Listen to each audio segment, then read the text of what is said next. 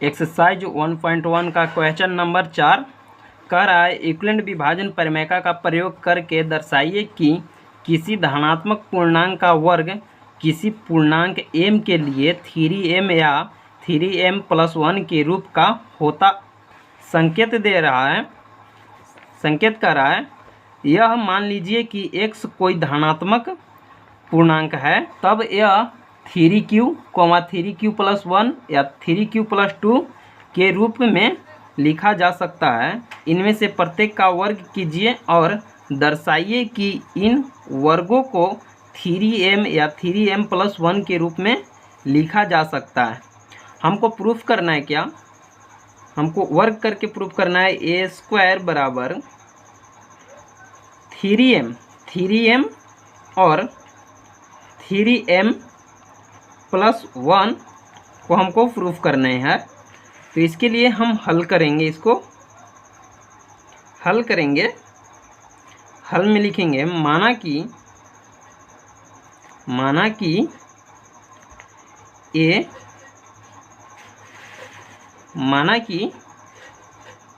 a कोई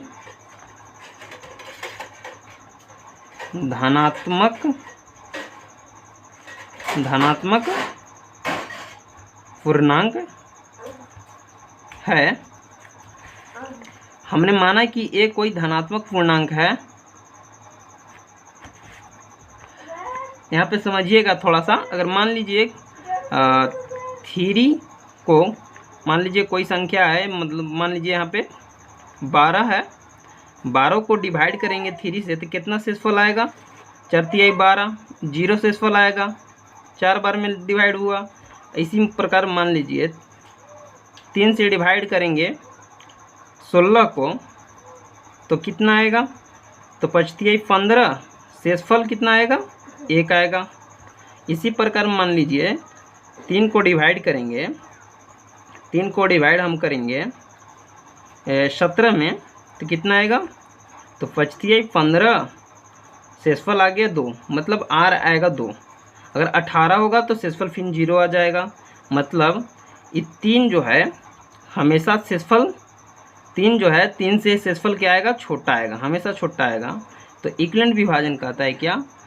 a बराबर bq+r कहता है, जहाँ a क्या होता है?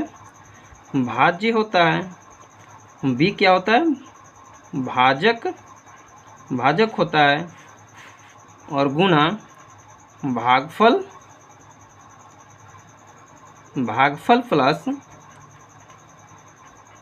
प्लस शेषफल होता है।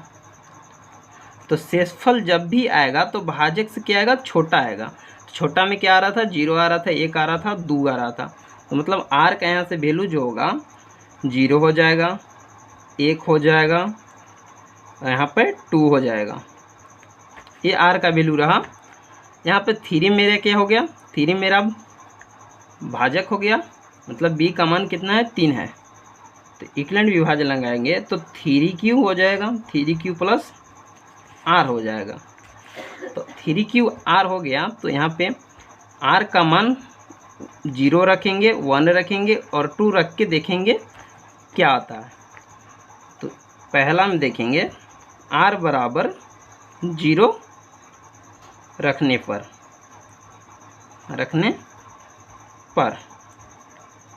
तो a बराबर 3q+r, r की जगह पे क्या रखना है? 0। तो 3q+0। और क्वेश्चन में कह रहा था, यहाँ पे क्वेश्चन में कह रहा था प्रत्येक का वर्ग करना है, तो मतलब स्क्वायर भी करना है प्रत्येक का। तो करेंगे a², यहाँ पे a² हो जाएगा, a² बराबर 3q का होल स्क्वायर, a² बराबर 3q का होल स्क्वायर करेंगे तो इसको ऐसे लिख सकते हैं a² बराबर 3 का स्क्वायर क्या होता है? 9 होता है, और q गुणा q² हो गया। तो इसको ऐसे लिख सकते हैं a² बराबर 3 गुणा 3q², 3 3 की 9 हो जाएगा और q² हो जाएगा। और साइड में इसको मानेंगे इस टर्म को ए वाला टर्म को हम m मान लेते हैं। m बराबर 3q स्क्वायर, तो 3q स्क्वायर हो गया, तो ए स्क्वायर इक्वल टू 3m हो गया। m के जगह पर हमने क्या माना है, m के जगह पर हमने 3q स्क्वायर माना है, ये माना है हमने, ये हो गया पहला। अब दूसरा देखते हैं। दूसरा हो जाएगा r बराबर 1 रखने पर,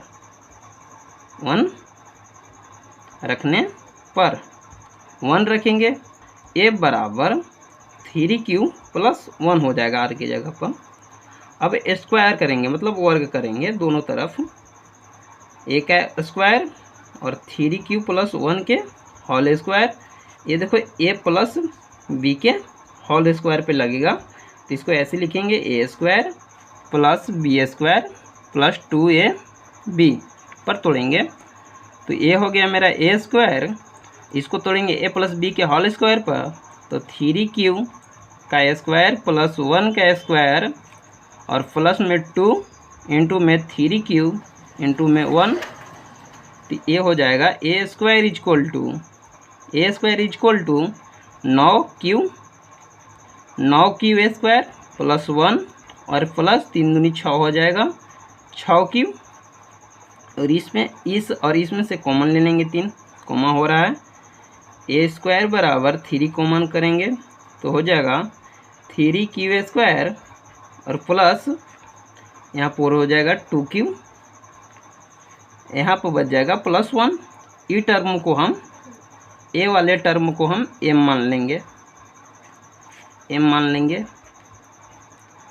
m बराबर 3q स्क्वायर प्लस में 2q, ये मान लिया हमने। तो यहाँ पे देखिएगा, तो यहाँ पे आ जाएगा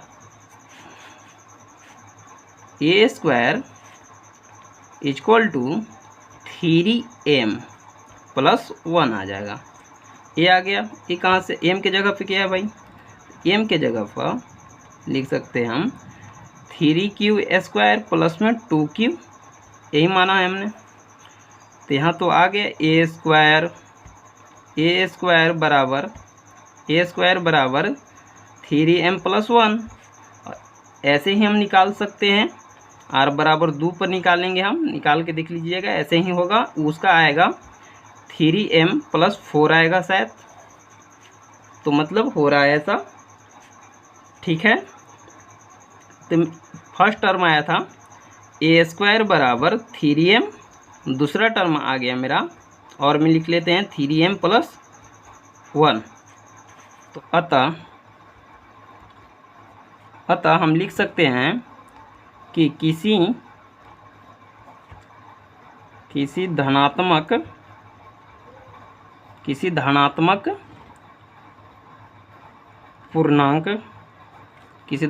पूर्णांक का वर्ग किसी पूर्णांक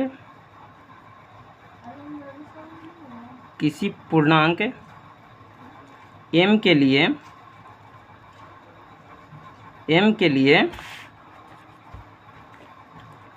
लिए 3m या 3m प्लस 1 के रूप का हो सकता